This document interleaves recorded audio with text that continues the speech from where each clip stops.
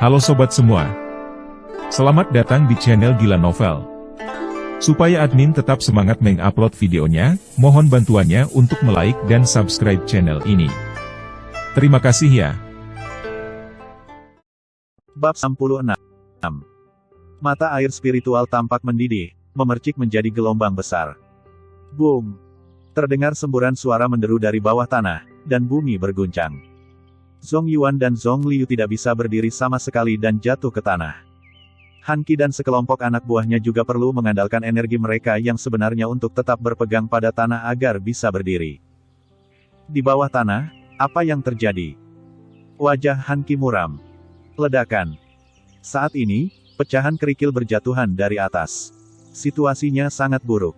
Mata air lingkuan terus memercik menjadi gelombang, semakin besar. Tuan, saya khawatir kita harus mengungsi, kata pengikut di belakang Han Qi. Han Qi menatap lingkuan dengan cermat dan berkata dengan suara yang dalam, kami datang ke sini sejauh ini dan kehilangan beberapa orang. Kami menemukan lingkuan dengan susah payah, bagaimana kami bisa pergi begitu mudah? Boom! Seluruh dinding batu di atasnya runtuh, menimbulkan suara keras. Melihat pemandangan ini, wajah Han Qi menjadi sedikit pucat. Meski saya sangat enggan, tidak ada cara lain. Dibandingkan dengan kehidupan, mata air spiritual bukanlah apa-apa. Han Qi menarik napas dalam-dalam, berbalik, dan berkata dengan dingin, ayo pergi. Setelah mengatakan itu, dia membawa sekelompok anak buahnya, berbalik dan bergegas keluar.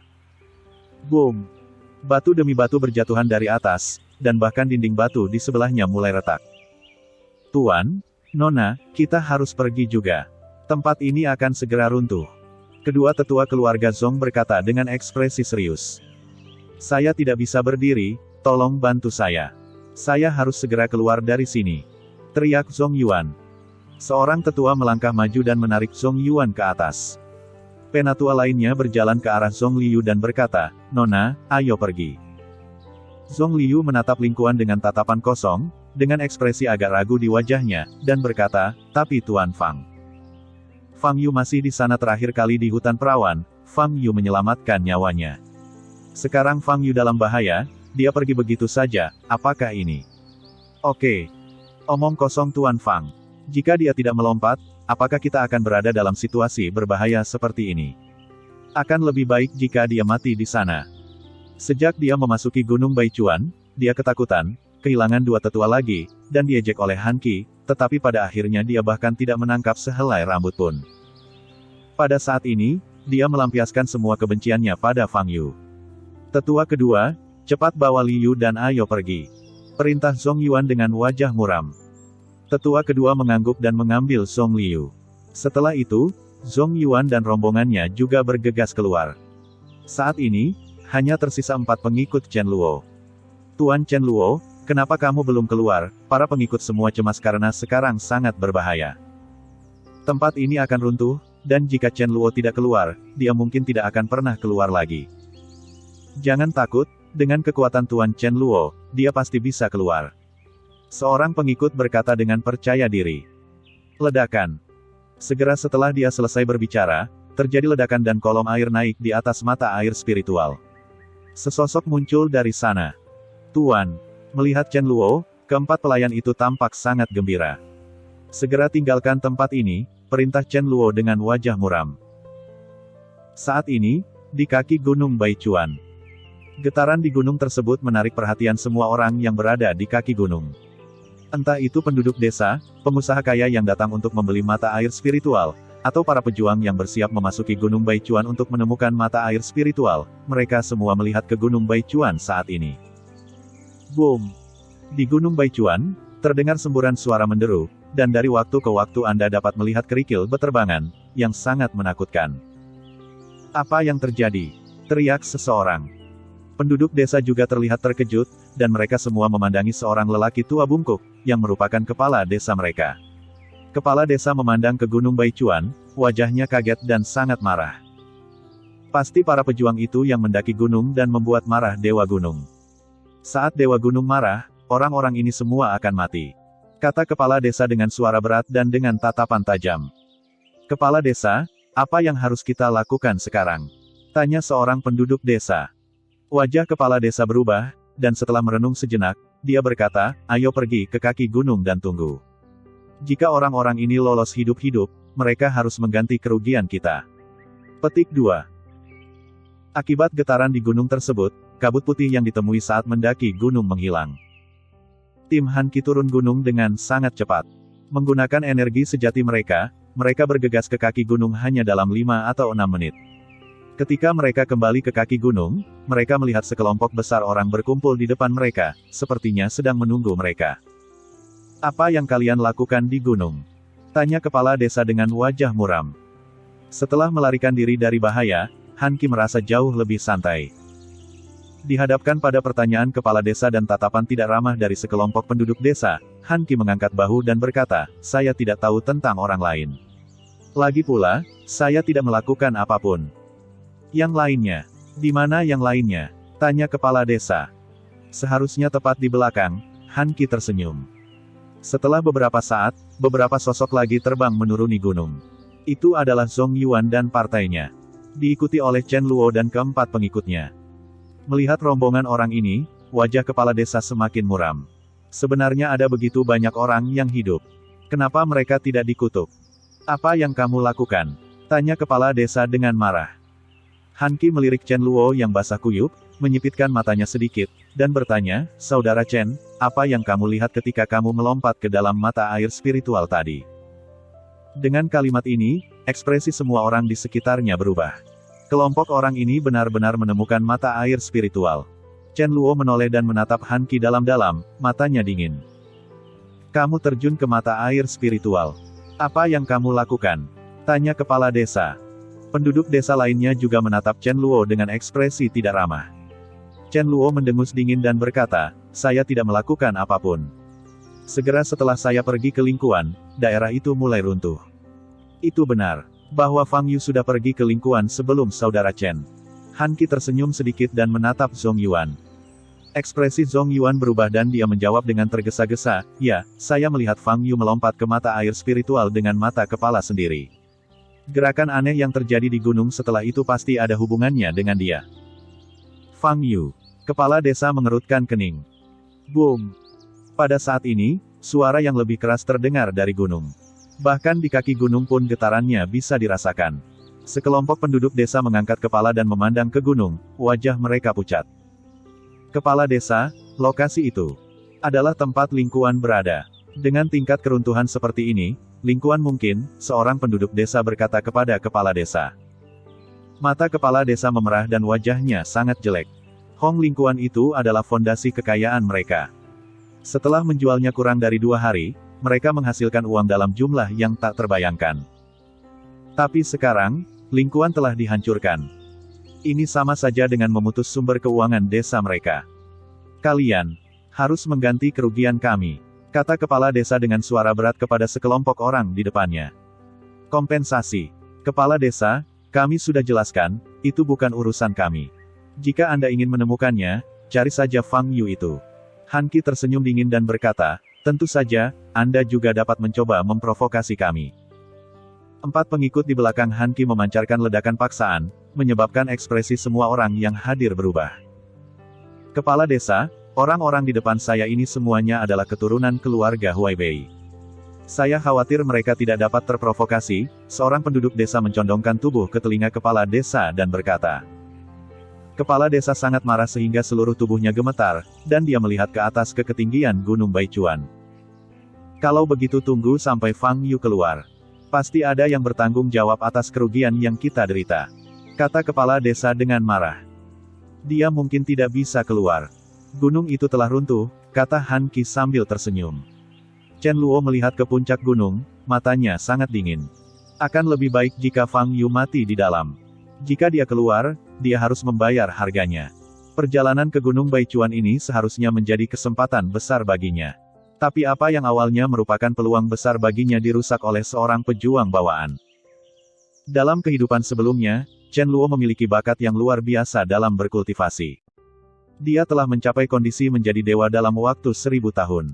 Dalam kehidupan ini, dia lahir di keluarga Chen di Huaibei dan memiliki status terhormat. Dia menjalani kehidupan yang mulus di kedua kehidupannya. Bagaimana dia bisa mengalami kemunduran seperti itu sekarang? Peluang besar baru saja hilang. Jika kamu merusak kesempatanku, aku akan menghancurkan seluruh hidupmu. Mata Chen Luo sangat dingin, dan tubuhnya memancarkan aura pembunuh yang dingin. Terdengar suara gemuruh terus-menerus di gunung, kerikil dan asap beterbangan di langit. Beberapa menit berlalu dan tidak ada seorang pun yang turun gunung. Sepertinya Fang Yu mati di dalam. Membosankan sekali. Han Qi menggelengkan kepalanya dan berbalik untuk pergi. Kepala desa dan sekelompok penduduk desa terlihat sangat murung. Jika Fang Yu meninggal, siapa yang akan mengganti kerugian yang mereka derita? Wajah Zhong Yuan tidak menunjukkan ekspresi, tapi matanya penuh antisipasi. Fang Yu telah menghancurkan mata air spiritualnya, dan dia berharap Fang Yu mati. Dia sudah lama tidak puas dengan keunggulan Fang Yu di depannya. Bagaimana mungkin seorang pejuang bawaan yang jauh lebih muda darinya dapat berdiri di puncak dunia seni bela diri Jiangnan dan mencuri perhatian semua orang? Yang terbaik adalah mati. Tepat ketika semua orang mengira Fang Yu sudah mati dan hendak pergi, sesosok tubuh muncul dari gunung. Itu Tuan Fang. Sekilas Zhong Liu mengenali sosok ini dan wajahnya dipenuhi dengan kegembiraan. Bab 167. Mata semua orang tertuju pada Fang Yu yang sedang berjalan menuruni gunung. Saat ini, pakaian Fang Yu sedikit compang camping dan ternoda debu. Melihat begitu banyak orang berdiri di kaki gunung, Fang Yu tertegun sejenak. Apa yang telah terjadi? Mengapa ada begitu banyak orang? Melihat Fang Yu muncul, mata Chen Luo bersinar dengan cahaya dingin yang berbahaya. Han Qi di samping memiliki tatapan lucu di matanya, menunggu pertunjukan yang bagus. Ekspresi Zhong Yuan kaku, awalnya dia mengira Fang Yu sudah mati di dalam, tetapi dia tidak menyangka Fang Yu muncul hidup di hadapannya.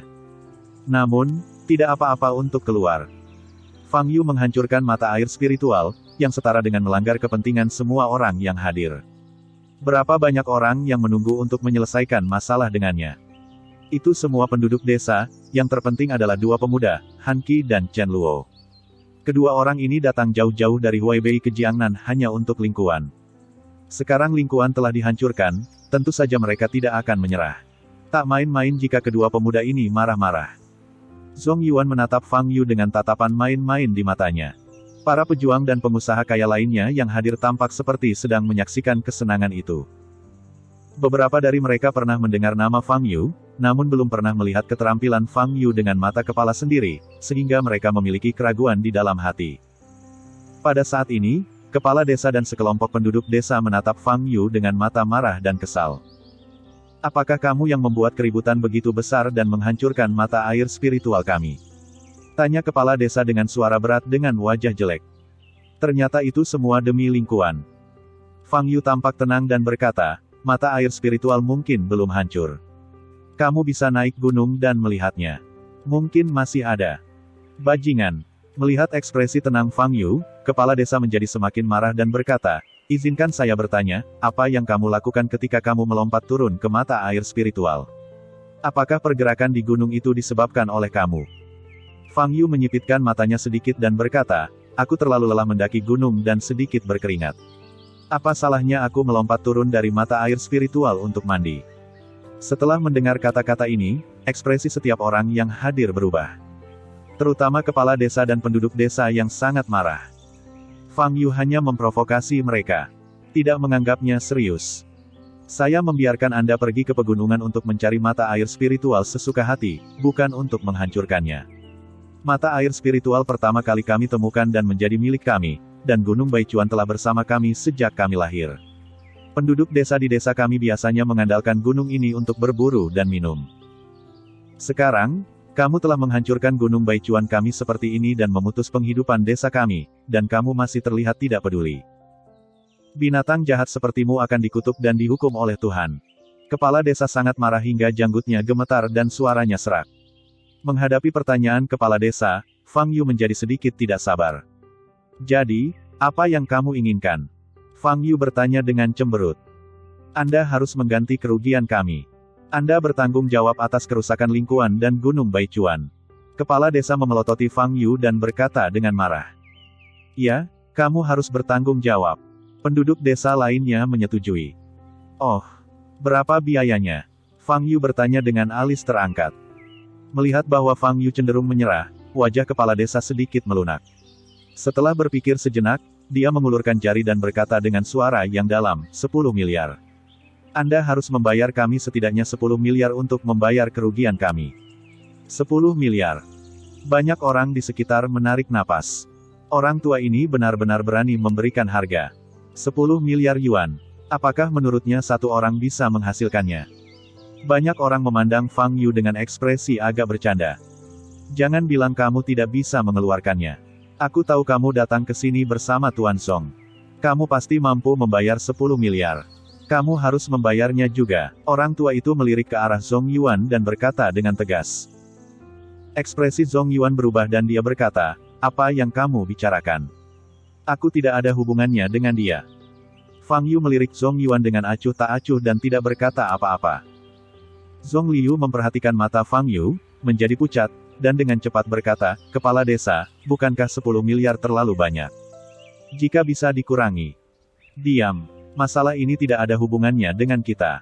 Mengapa kita harus bertanggung jawab atas kesalahan Fang Yu? Zhong Yuan menoleh dan menatap Zhong Liu dan berkata, hei, salah mengatakan itu, Tuan Zhong. Pada saat ini, Han Qi, yang sedang menonton pertunjukan di sampingnya, berbicara dengan sedih. Tuan Fang ini adalah orang yang kamu bawa. Tentu saja, kesalahan yang dia buat ada hubungannya denganmu. Han Qi menggoyangkan kipas kertasnya dan berkata sambil tersenyum. Terima kasih Tuan Han atas bantuan Anda, kepala desa melirik Han Qi dan berkata dengan penuh terima kasih. Kemudian, dia melihat ke arah Zhong Yuan dan berkata, Tuan Zhong, semua orang tahu bahwa Fang Yu ini bersamamu. Jika kamu tidak mengganti kerugian kami tidak akan pernah membiarkanmu pergi dengan mudah hari ini. Meskipun desa kami miskin dan sederhana, nenek moyang kami masih meninggalkan harta karun untuk melawan musuh asing. Saya harap Anda tidak memaksa saya untuk mengeluarkannya. Kepala desa tidak berani memprovokasi dua pemuda Huaibei, Han Qi dan Chen Luo, namun saat menghadapi Zhong Yuan, dia merasa lebih percaya diri. Kepala desa, Anda tidak perlu khawatir. Saya tidak suka melihat orang menindas yang lemah. Jika Tuan Zhong masih tidak mau membayar kompensasi, saya bersedia membantu, kata Han Qi sambil tersenyum sinis. Dia tidak menyukai Fang Yu, dan dia bahkan tidak menyukai Zhong Yuan. Situasi saat ini adalah apa yang ingin dia lihat. Wajah Zhong Yuan pucat, dan hatinya dipenuhi kebencian. Tuan, situasinya tidak baik. Jika Tuan Han mengambil tindakan, kami tidak akan bisa melawan sama sekali. Seorang tetua dari keluarga Zhong mendekati telinga Zhong Yuan dan berkata dengan suara yang dalam. Aku tahu. Zhong Yuan berteriak dengan marah. Matanya merah dan dia menatap Fang Yu. Itu semua karena Fang Yu, ini semua karena Fang Yu. Jika bukan karena Fang Yu, situasinya tidak akan seperti sekarang. Dia bisa saja mendapatkan bagian dari mata air spiritual dan pulang dengan bahagia. Namun sekarang, bukan saja dia tidak mendapatkan mata air spiritual, tetapi dia juga harus membayar 10 miliar sebagai kompensasi atas apa yang telah dilakukan Fang Yu. 10 miliar. Bahkan bagi keluarga Zhong, itu adalah angka astronomi.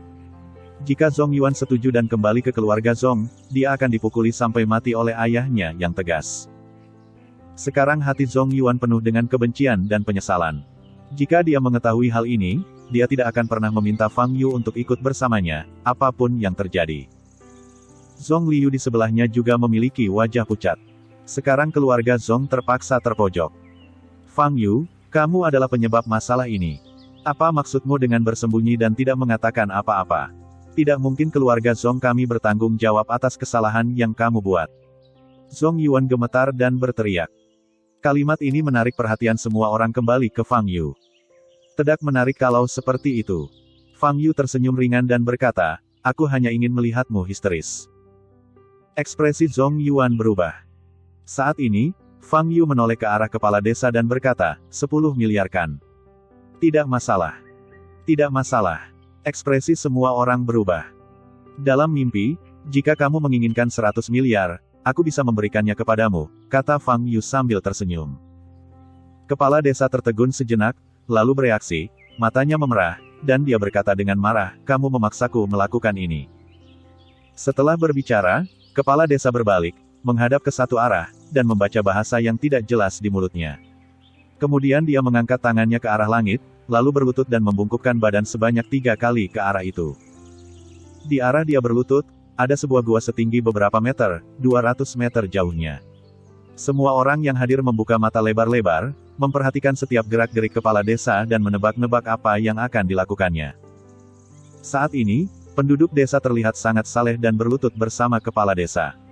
Lebih dari 100 orang berlutut dan beribadah di dalam gua pada saat yang bersamaan, yang sepertinya agak aneh.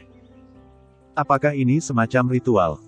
Tidakkah kamu mendengar apa yang orang tua ini katakan adalah harta peninggalan nenek moyangnya untuk bertahan melawan musuh asing? Harta karun apa yang tersembunyi di dalam gua? Apakah itu pedang? Fang Yu memperhatikan tindakan penduduk desa ini dengan penuh minat. Dia tahu bahwa orang-orang ini adalah keturunan klan Bayangan Bulan. Harta apa yang akan diwariskan nenek moyang klan Bulan Bayangan kepada mereka? Ledakan. Saat semua orang sedang kebingungan, terdengar suara keras dari dalam gua di kejauhan.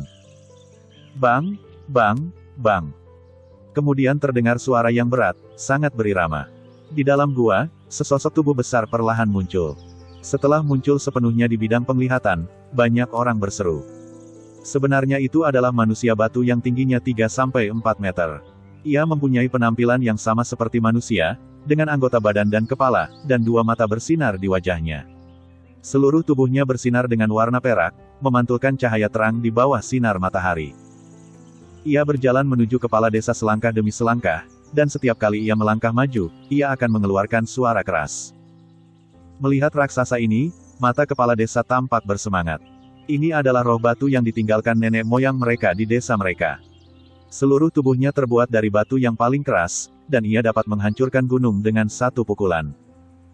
Bab 168. Wajah seorang prajurit berubah drastis dan dia berseru.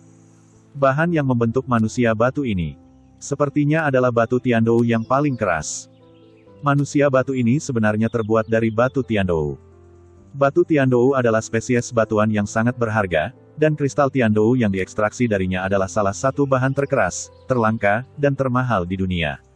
Manusia batu ini tingginya 4 meter, berapa ton total batu Tiandou yang ada? Yang lebih mengejutkan adalah bagaimana manusia batu itu dibuat. Seharusnya mirip dengan metode produksi Zikui. Tampaknya fondasi desa ini cukup kuat. Chen Luo, yang berdiri tidak jauh dari situ, mengedipkan matanya. Bang, bang, bang. Manusia batu itu semakin dekat dan dekat, membuat tanah berguncang dengan setiap langkah yang diambilnya. Banyak pejuang dan pengusaha kaya yang menyaksikan tampak ketakutan dan segera mundur. Manusia batu ini sekilas bukanlah makhluk biasa. Dengan tubuh yang begitu besar dan keras, sangat mudah untuk melukai mereka secara tidak sengaja hanya dengan satu gerakan. Ini adalah roh batu penjaga yang ditinggalkan nenek moyang kami untukku. Fang Yu, selama aku memberi perintah, roh batu itu akan menyerangmu dan tidak akan berhenti sampai membunuhmu. Aku akan memberimu satu kesempatan terakhir, jika kamu, kepala desa memelototi Fang Yu dan berkata dengan suara yang dalam. Fang Yu tidak memiliki ekspresi di wajahnya dan menyela, sudah kubilang, segalanya ada dalam mimpi. Wajah kepala desa berubah muram, dia mengangkat kepalanya dan berkata kepada Siling, Siling, orang ini merusak penghidupan desa kami, tolong ambil tindakan dan bunuh dia. Siling sepertinya bisa memahami kata-katanya, dan menoleh ke arah Fang Yu, matanya bersinar lebih menyilaukan. Bang, bang, bang. Ia berlari menuju Fang Yu dengan cepat, jauh lebih cepat dari sebelumnya. Kecepatan Siling sama sekali tidak sesuai dengan tubuhnya yang besar dan berat. Tanah di dekatnya bergetar hebat. Ada seruan terkejut di sekeliling, dan orang-orang yang dekat dengannya mundur. Siling bergegas ke depan Fang Yu, mengangkat tangan batunya yang besar, dan meninju Fang Yu.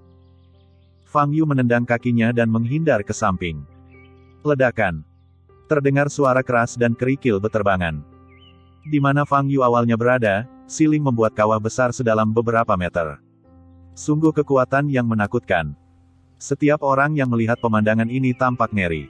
Roh batu ini memiliki kecepatan yang sangat cepat dan pada saat yang sama kekuatan yang sangat menakutkan. Ditambah dengan batu Tiandou yang sangat keras di tubuhnya. Itu menyerang dan bertahan. Itu hanyalah keberadaan yang tak terkalahkan. Dengan tubuh manusia, jika terkena, ia akan langsung berubah menjadi daging. Ternyata ada benda suci seperti itu di desa ini. Untungnya, saya tidak menyinggung kepala desa sebelumnya, banyak pejuang yang merasa senang. Ledakan. Pada saat ini, Siling meninju lagi dengan cepat, dan lubang retak muncul lagi di tanah. Tapi Fang Yu masih mengelak. Tidak jauh dari sana, Han Qi menyilangkan tangannya sambil menyeringai. Sekarang, dia akhirnya bisa memverifikasi apakah kekuatan Fang Yu sekuat rumor yang beredar. Chen Luo tidak memiliki ekspresi di wajahnya, tetapi matanya dingin. Jika memungkinkan, dia bahkan ingin membunuh Fang Yu sendiri. Namun dia merasa roh batu di depannya sudah memiliki kemampuan untuk membunuh Fang Yu. Bahkan baginya, mungkin butuh banyak usaha untuk menghadapi roh batu ini. Tubuh yang terdiri dari batu Tiandou sangat kuat sehingga serangan pada dasarnya tidak efektif melawannya. Namun saat menghadapi serangannya yang ganas, Anda harus sangat berhati-hati. Jika terkena pukulan dari depan, Anda bisa terluka parah. Fang Yu sekarang sepertinya hampir tidak bisa mengelak dan menghindari pukulan siling. Namun selama kita menjadi manusia, tubuh kita akan mengalami kelelahan. Tapi siling tidak mau. Begitu Fang Yu lelah dan melambat, dia akan hancur berkeping-keping oleh pukulan siling. Chen Luo tahu bahwa Fang Yu tidak akan bisa bertahan lama. Kepala desa dan sekelompok penduduk desa memandang Fang Yu yang dengan cepat menghindari asap dengan mata tegas dan bangga. Inilah yang terjadi jika Anda membuat mereka kesal. Alasan mengapa kepala desa memanggil siling bukan hanya untuk membunuh Fang Yu, tetapi juga untuk memberikan peringatan kepada semua prajurit yang hadir. Jangan meremehkan mereka karena mereka hanyalah penduduk desa di pegunungan. Oh, membosankan sekali. Menghadapi serangan gila siling, Fang Yu sedikit lelah. Roh batu adalah roh batu, metode serangannya sangat tunggal tanpa perubahan apapun. Jika dia terus mengelak, Fang Yu mungkin bisa mengelak seumur hidupnya. Tapi dia tidak ingin bermain lagi sekarang. Setelah bergerak beberapa saat, ia merasakan pembengkakan dan nyeri pada meridian dan dantian di tubuhnya. Hal ini seharusnya disebabkan oleh penyerapan energi spiritual intensitas tinggi yang terlalu banyak tanpa efek samping pemurnian. Aku harus segera menemukan tempat untuk memurnikan energi spiritual ini. Memikirkan hal ini, Fang Yu berhenti mengelak dan berhenti. Dia tiba-tiba berhenti bergerak. Seru seseorang. Cepat lelah. Tampaknya rumor kemarin memang rumor. Fang Yu ini tidak akan pernah memiliki kekuatan untuk mengalahkan Wu Zun. Han Qi menggelengkan kepalanya dan menatap Fang Yu tidak jauh dari sana dengan tatapan jijik. Siling mengangkat tinjunya dan meninju Fang Yu. Ledakan. Ledakan keras. Fang Yu dipukul dari depan. Ekspresi semua orang berubah. Saat ini, Fang Yu mungkin telah berubah menjadi genangan plasma bukan? Namun saat ini, wajah sekelompok orang yang berdiri di arah lain yang bisa melihat Fang Yu berubah. Dia benar-benar memblokir pukulan ini dengan satu tangan, seorang prajurit berteriak kaget. Apa? Setelah mendengar ini, semua orang yang hadir tercengang. Pada saat ini, siling perlahan mengangkat tinjunya. Semua orang melihat Fang Yu masih berdiri di tempat yang sama, dengan tangan kanannya di tangan raksasa siling, dan perlahan mengangkatnya. Ini, bagaimana ini mungkin? Gunakan satu tangan untuk menahan pukulan siling, dan masih bisa mengangkatnya hidup-hidup. Kekuatan fisik mengerikan macam apa ini? Sementara semua orang merasa ngeri, Fang Yu tiba-tiba mendorong tinju raksasa siling ke depan. Siling tersandung, tubuhnya yang besar dan berat terus mundur. Fang Yu menendang ke belakang dengan kaki kirinya dan bergegas ke depan. Batu Tiandou, sebenarnya tidak terlalu sulit. Fang Yu terbang ke dada siling, mengepalkan tangan kanannya, dan meninju. Boom! Sebuah ledakan. Semua orang melihat bahwa Fang Yu membuat lubang besar di dada siling yang sangat tebal. Ledakan. Tumpukan batu Tiandou yang pecah keluar dari balik dada siling. Di saat yang sama, banyak retakan muncul di sekitar lubang besar di dada siling. Retakan itu meluas dengan cepat, menjadi semakin banyak. Retakan. Kemudian, terdengar suara keras lainnya, dan tubuh siling tiba-tiba retak dan roboh. Pecahan batu Tiandou yang pecah jatuh ke tanah, menimbulkan suara teredam. Fang Yu jatuh ke tanah, matanya acuh tak acuh. Terjadi keheningan yang mematikan. Banyak orang memandang Fang Yu dengan mata terbuka lebar, hampir keluar dari mata mereka. Apakah ini yang sebenarnya terjadi? Dengan satu pukulan, roh batu yang terdiri dari Tiandouyan hancur berkeping-keping. Apakah ini kekuatan manusia? Ini monster. Tampaknya rumor di Danau Yuexin. Benar. Fang Yu ini benar-benar bisa mengalahkan Wu Zun. Banyak prajurit terkejut. Kipas kertas Han Qi jatuh ke tanah. Dia menatap Fang Yu dengan tatapan tidak percaya. Ini benar-benar berbeda dari yang dia harapkan. Dia awalnya mengira Fang Yu akan dipukul sampai mati, Tetapi dia tidak menyangka bahwa Si Ling lah yang dipukul sampai mati. Bagaimana ini dilakukan? Kepala desa dan penduduk desa tampak kaku, seolah belum menyadari apa yang terjadi. Mereka tidak sadar sampai kedua kaki Si Ling yang tersisa juga kehilangan keseimbangan dan jatuh ke tanah, menyebabkan tanah bergetar. Si Ling dipukuli sampai berkeping-keping seperti ini. Wajah kepala desa menjadi pucat dan seluruh tubuhnya gemetar. Ini adalah roh penjaga terkuat yang ditinggalkan nenek moyang mereka, melindungi mereka dari generasi ke generasi. Sekarang, dia benar-benar dipukul oleh Fang Yu. Jika kamu menjual pecahan Tiandouyan ini, kamu seharusnya dapat menghasilkan uang. Anggap saja itu sebagai kompensasiku untukmu, kata Fang Yu ringan. Kata-kata Fang Yu tidak diragukan lagi menambah garam pada luka kepala desa dan penduduk desa. Tetapi setelah melihat kekuatan Fang Yu yang menakutkan, tidak ada yang berani berbicara lagi. Terutama kepala desa, ketika dia melihat mata Fang Yu, dia merasakan rasa takut dan giginya bergemeletuk. Jika tidak ada yang lain, aku akan pergi dulu. Fang Yu tersenyum tipis dan berbalik untuk pergi. Berhenti. Pada saat ini, Chen Luo yang diam berbicara.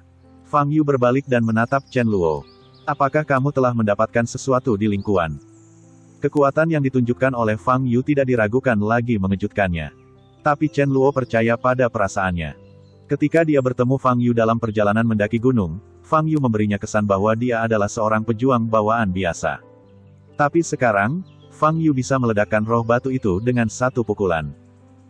Chen Luo merasa ini mungkin terkait dengan peluang yang ada di bawah lingkuan. Bab 169. Kesempatan ini awalnya miliknya. Chen Luo menatap Fang Yu dengan mata dingin, dan semburan aura pembunuh keluar dari tubuhnya. Fang Yu sedikit mengernyit dan berkata dengan dingin, apa hubungannya denganmu? Beraninya kamu berbicara dengan tuan muda kami seperti itu. Seorang pengikut di belakang Chen Luo sangat marah. Dia bergegas maju dengan panah dan menyerang Fang Yu dengan telapak tangan. Ledakan. Zenqi menghantam Fang Yu secara langsung, menyebabkan tanah di belakangnya hancur. Tapi Fang Yu masih berdiri di sana tanpa mengedipkan mata. Bagaimana mungkin, ekspresi pengikut itu berubah drastis. Dia adalah seorang ahli seni bela diri, dan dia menggunakan 80 hingga 90% kekuatannya di telapak tangan ini. Fang Yu dipukul dari depan, tetapi tidak terjadi apa-apa. Kali ini, Fang Yu bertepuk tangan kanannya ke depan. Engah. Sebuah kekuatan besar menghantam pengikutnya, mengirimnya terbang puluhan meter jauhnya dalam sekejap. Kamu, ekspresi ketiga pengikut lainnya berubah drastis saat melihat rekan mereka dihempaskan. Mereka semua mengambil langkah maju, berharap untuk mengambil tindakan terhadap Fang Yu. Chen Luo mengangkat tangan kirinya untuk memberi isyarat agar mereka tidak bergerak. Fang Yu, aku ingat namamu, kata Chen Luo dengan wajah muram. Fang Yu menatap Chen Luo dengan dingin, berbalik dan pergi. Dia tidak punya waktu untuk berdebat dengan sekelompok orang ini. Dia merasa sangat tidak nyaman sekarang dan perlu segera mencari tempat untuk memurnikan energi spiritual di dantiannya. Saat melewati Zhong Yuan, Fang Yu melirik ke arah Zhong Yuan. Zhong Yuan merasakan hawa dingin muncul dari telapak kakinya dan langsung menyebar ke seluruh tubuhnya, membuatnya menggigil. Dia sangat ketakutan sehingga dia bahkan ingin berlutut dan segera bersujud kepada Fang Yu untuk memohon belas kasihan. Tapi Fang Yu hanya meliriknya dan terus berjalan ke depan. Chen Luo melihat sosok Fang Yu yang pergi dengan rasa dingin yang berbahaya di matanya.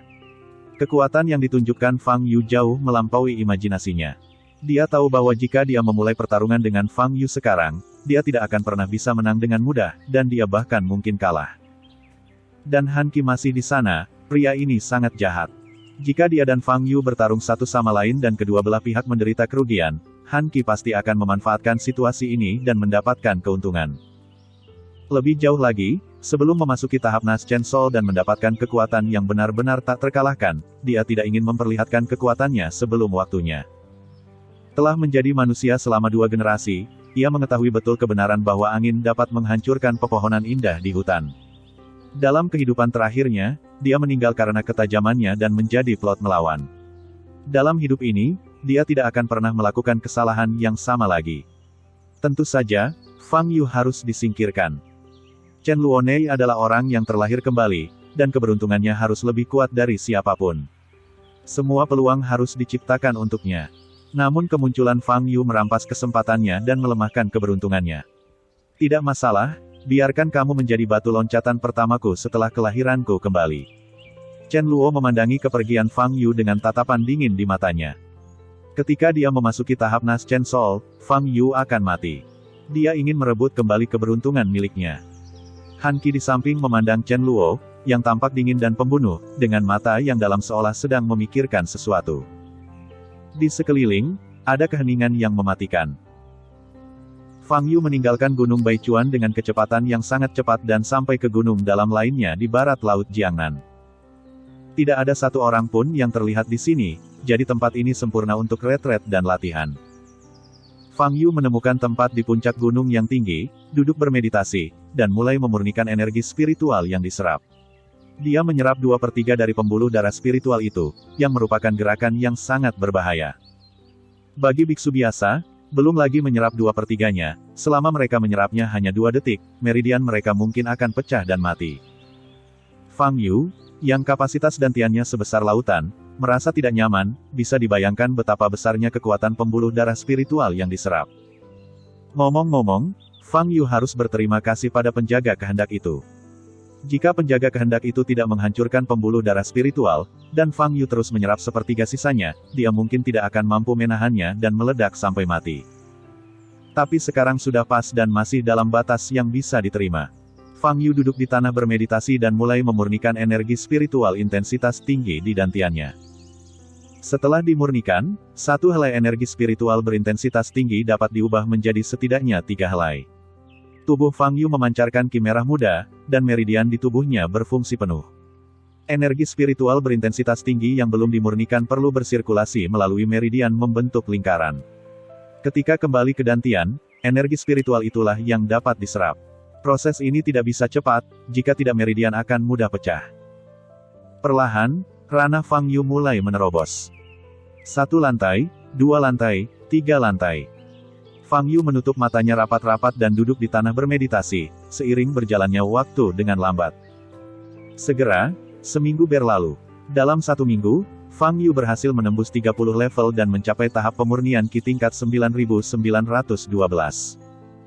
Namun, baru hanya sekitar 1/3 energi spiritual dalam tubuh yang dikonsumsi. Fang Yu tetap tidak bergerak dan terus menyempurnakan. Segera, 1 minggu lagi berlalu. Minggu ini, kecepatan menembus level pertama jelas melambat, dan setiap level membutuhkan lebih banyak energi spiritual. Tapi Fang Yu masih berhasil menembus level ke-20 dan mencapai tahap pemurnian Qi level 9932. Hanya 1/3 lagi energi spiritual dalam tubuh yang tersisa.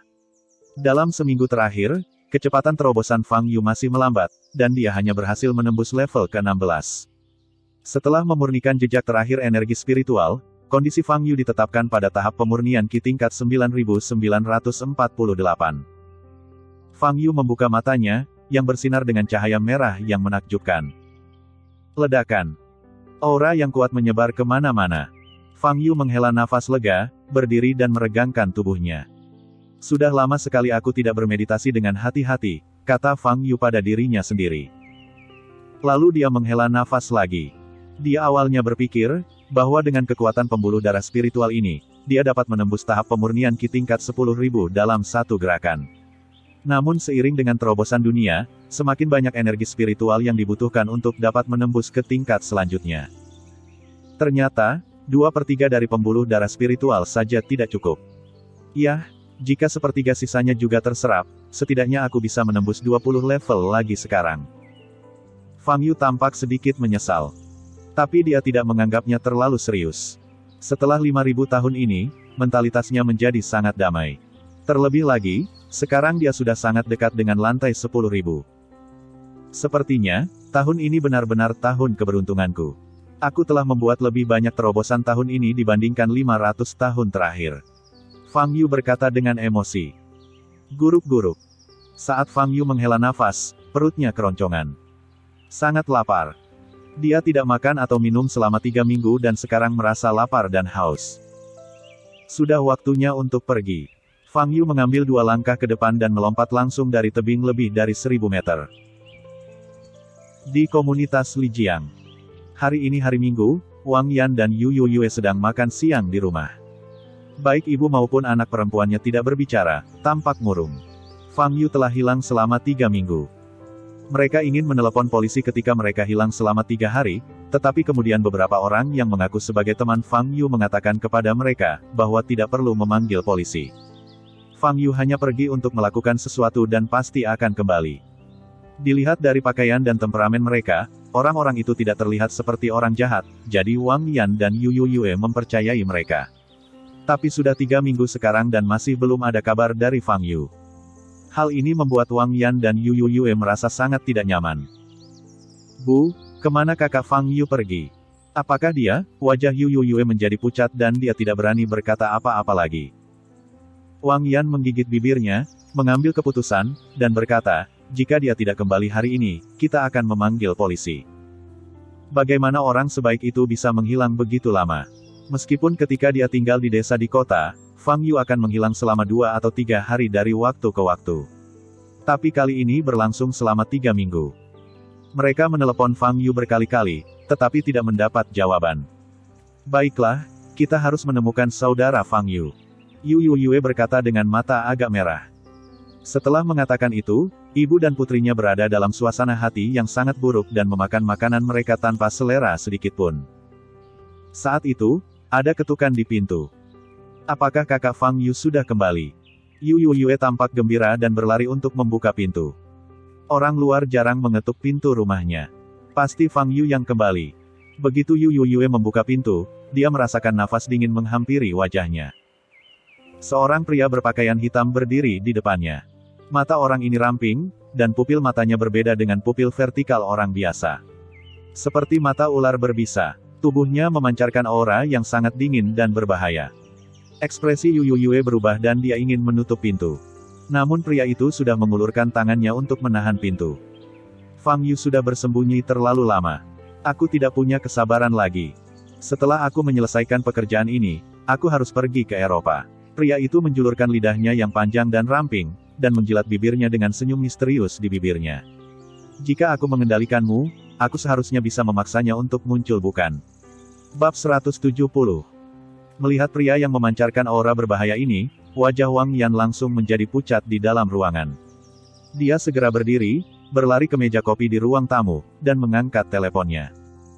Dia ingin memanggil polisi. Jika aku jadi kamu, aku tidak akan melakukan itu, pria itu berkata dengan tenang saat ini. Wang Yan melihat ke pintu dan berteriak ketakutan, Yu Yue. Pada titik tertentu, belati tajam muncul di tangan pria itu dan ditempatkan di depan leher Yu Yue yang cantik dan halus. Bu, wajah Yu Yue menjadi pucat dan seluruh tubuhnya gemetar. Saat itu, pria tersebut sudah masuk ke dalam rumah dan menutup pintu. Jangan sakiti dia. Kamu, biarkan aku menjadi sandera. Biarkan dia pergi. Wang Yan menjadi pucat dan berteriak dengan gemetar. Tenang, santai. Pria itu tersenyum, meletakkan tangannya di bahu Yu Yue, dan mendorongnya ke depan perlahan. Secara pribadi, aku benar-benar tidak ingin menyakiti kalian berdua wanita cantik, kata pria itu sambil mengangkat belati dan menggaruk pipi Yu Yue. Melihat pemandangan ini, Wang Yan sangat ketakutan hingga dia berteriak, kakinya menjadi lemah dan dia hampir tidak bisa berdiri diam. Tenang, itu hanya bagian belakang pisaunya. Lelaki itu tersenyum tipis, memperlihatkan 2 gigi tajam dan panjang di mulutnya. Sepertinya 2 taring. Pria ini tidak terlihat seperti manusia, dia lebih mirip ular berbisa. Tidak ada luka di wajah Yu Yue. Namun saat ini, Yu Yue sangat ketakutan hingga anggota tubuhnya kaku dan air mata mengalir di matanya. Ini adalah pertama kalinya dalam hidupnya dia menghadapi situasi berbahaya seperti itu. Aku mencari Fang Yu. Selama kamu membantuku menghubungi Fang Yu, aku tidak akan menyakitimu, kata pria itu sambil memainkan belati. Fang Yu. Wang Yan berkata dengan suara gemetar, saya tidak bisa menghubungi Fang Yu. Fang Yu menghilang 3 minggu lalu. Menghilang. Pria itu tersenyum dingin, dengan kilatan dingin di mata rampingnya, dan berkata, dia begitu sombong, memprovokasi semua pembunuh di daftar rahasia kami, dan menghilang dalam sekejap mata. Sambil berbicara, pria itu menaruh belati di leher Yu Yue lagi. Kali ini, bila belatinya menyentuh kulit halus Yu Yue. Dalam sekejap, noda darah muncul di leher Yu Yue. Tidak, hentikan. Melihat pemandangan ini, Wang Yan hampir pingsan. Aku tidak peduli metode apa yang kamu gunakan, segera hubungi Fang Yu. Katakan padanya bahwa Kobra Modesa, yang ke-13 dalam daftar gelap, sedang menunggunya di rumahnya. Jika dia tidak muncul dalam waktu setengah jam, aku akan membunuh kalian berdua. Pria itu mengambil belati itu, menjulurkan lidahnya lagi, dan menjilat darah di belati itu dengan ekspresi kenikmatan di wajahnya. Darah segar adalah minuman yang luar biasa, kata Kobra Modesa pada dirinya sendiri. Wang Yan dengan gemetar mengangkat telepon dan menghubungi nomor Fang Yu. Dalam 3 minggu terakhir, dia telah menelepon Fang Yu setidaknya 30 kali, tetapi Fang Yu tidak menjawab satupun. Oleh karena itu, dia tidak punya harapan sama sekali. Bip, bip, bip. 15 detik kemudian, ada perintah sistem. Nomor yang Anda tuju untuk sementara tidak tersedia, silakan hubungi lagi nanti. Wang Yan meletakkan teleponnya, menatap Modesa, dan berkata dengan suara gemetar, dia tidak menjawab. Terus pikirkan caranya. Aku hanya memberimu waktu 5 menit. Jika kamu tidak bisa menghubunginya, maka aku minta maaf. Modesa sedikit menyipitkan matanya, dan ada cahaya aneh di kedua pupil vertikalnya, yang membuat orang-orang ketakutan. 5 menit. Melihat Yu Yue yang begitu ketakutan hingga bibirnya memutih dan tidak berani bergerak sama sekali, Wang Yan merasa jantungnya akan meledak. Dia mengangkat teleponnya lagi dan memutar nomor Fang Yu. Xiao Yu, jawab teleponnya. Tolong, Xiao Yu. Wang Yan berdoa dalam hatinya. Tapi 15 detik kemudian, yang menunggunya masih berupa perintah sistem yang dingin. Hati Wang Yan perlahan tenggelam. Dia mencoba mengirim pesan teks dan pesan WeChat ke Fang Yu lagi, tetapi masih tidak mendapat balasan. Waktu berlalu menit demi menit. Wang Yan tahu bahwa Fang Yu tidak mungkin menjawab telepon. Dia harus memikirkan cara lain. Wang Yan diam-diam mengangkat matanya dan menatap Modesa. Saat ini, Modesa sedang bermain dengan belati di tangannya dan tidak memandangnya. Wang Yan segera menghubungi polisi di ponselnya. Percayalah, kalau polisi datang, mereka hanya akan melihat anggota tubuhmu yang patah, kata Modesa dingin tanpa mengangkat kepalanya. Wang Yan gemetar. Modesa tidak memandangnya sama sekali, bagaimana dia tahu bahwa dia ingin memanggil polisi. Sayangnya, sepertinya Fang Yu memang sudah menyerah padamu.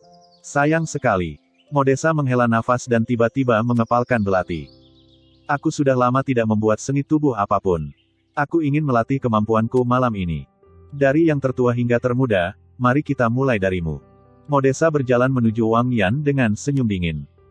Menghadapi ancaman kematian, anggota tubuh Wang Yan menjadi lemah. Dia memandang Yu Yue, yang masih berdiri di sana dengan linglung, dan berteriak sekuat tenaga, Yu Yue, lari. Panggil bantuan. Yu Yue kembali sadar dan melihat Modesa berjalan menuju Wang Yan sambil memegang belati, dan jantungnya berdetak kencang. Semua kekuatan di tubuhnya diambil oleh rasa takut. Saat ini, dia tidak bisa berlari sama sekali, dan dia bahkan tidak bisa mengeluarkan suara. Saudara Fang Yu, kembalilah dan selamatkan kami, Yu Yue terjatuh ke tanah, dengan air mata mengalir di wajahnya, dan ini adalah satu-satunya pemikiran di benaknya. Ibu dan anak perempuan yang menyedihkan, Modesa berjalan ke arah Wang Yan, menggelengkan kepalanya dan berkata, "Ayo buka lehermu hingga berdarah. Aku sedikit haus." Mata Modesa dipenuhi cahaya haus darah, dan dia meletakkan belati di leher Wang Yan, bersiap untuk memotong. Retakan. Pada saat ini, terdengar suara membuka kunci dari belakang. Modesa berhenti dan berbalik. Pintu didorong terbuka. Sesosok muncul di pintu. Itu adalah Fang Yu. Dia memegang kue biji wijen di mulutnya dan hotdog di tangan kirinya. Mata Fang Yu dingin saat melihat Modesa di dalam rumah dan Wang Yan, ibu dan putrinya, yang lumpuh ketakutan. Begitu dia keluar dari lift, dia merasakan nafas yang sangat dingin keluar dari rumahnya. Untungnya dia tidak terlambat. Melihat Fang Yu muncul, Wang Yan dan Yu Yue tampak bersemangat. Saudara Fang Yu. Yu Yue berteriak penuh semangat. Namun setelah kegembiraan muncullah ketakutan dan kekhawatiran. Pria ini terlihat berbahaya. Apakah Fang Yu bisa melawannya? Fang Yu. Modesa menatap Fang Yu dengan cahaya dingin di pupil vertikalnya. Siapa kamu? Fang Yu menggigit kue biji wijen dan bertanya. Ke-13 dalam daftar gelap, Kobra Modesa. Modesa berhenti dan menyeringai, hari ini, aku di sini untuk mengambil nyawamu dan membersihkan namamu di daftar gelap. Oh, kamu dari daftar rahasia. Fang Yu mengangguk, menggigit kue biji wijen lagi, dan berkata dengan samar, aku tidak menyangka kalian yang ada di daftar rahasia memiliki rasa kehormatan kolektif. Modesa merasa terhina saat melihat Fang Yu tidak gugup saat menghadapinya, melainkan tenang dan tenang, bahkan sambil memakan biji wijen. Kamu tidak akan pernah tahu kengerian daftar gelap, kata Modesa sambil melemparkan belati di tangannya ke arah Fang Yu. Us! Belati yang sangat tajam itu terbang di udara dan mencapai dahi Fang Yu dalam hitungan detik. Saat ini, Fang Yu sedang memasukkan hotdog ke dalam mulutnya. Xiao Yu. Saudara Fang Yu. Wang Yan dan Yu Yue berteriak pada saat bersamaan dan menutup mata mereka. Uff! Detik berikutnya, Fang Yu tiba-tiba menoleh. Belati itu menancap di pintu kayu di belakang Fang Yu. Mata Modesa bersinar dengan cahaya aneh. Responnya cukup cepat. Namun, dibandingkan dengan kelincahan, saya belum pernah bertemu lawan yang sebanding. Kata Modesa sambil menjulurkan lidahnya yang panjang dan ramping. Mendesis. Dia mengeluarkan suara mirip dengan ular kobra yang meludahkan racun. Detik berikutnya, dia menggerakkan kakinya dan bergegas menuju Fang Yu dengan kecepatan yang sangat cepat, hanya menyisakan bayangan di udara. Gerakannya cukup menakutkan, dan dia bergegas mengelilingi Fang Yu dalam sekejap. Kemudian, dia membuka mulutnya, memperlihatkan taring tajam dan tajam di dalamnya. Ada lubang kecil di ujung taringnya, dan lubang itu bisa menyemprotkan racun. Satu tetes saja racun ini bisa membunuh ribuan orang jika dijatuhkan ke sungai. Pada saat ini, Fang Yu memasukkan sisa hotdog ke dalam mulutnya dan mengabaikan Modesa sama sekali. Berani meremehkanku. Kamu mencari kematian. Mata Modesa dingin, dan dia menggigit leher Fang Yu dengan keras. Taringnya yang sangat tajam ingin menembus kulit Fang Yu. Retakan. Terdengar suara yang tajam. Kedua taring Modesa patah secara bersamaan. Walau kulit Fang Yu tampak putih dan lembut, tetapi itu sekeras baja dan tidak dapat ditembus.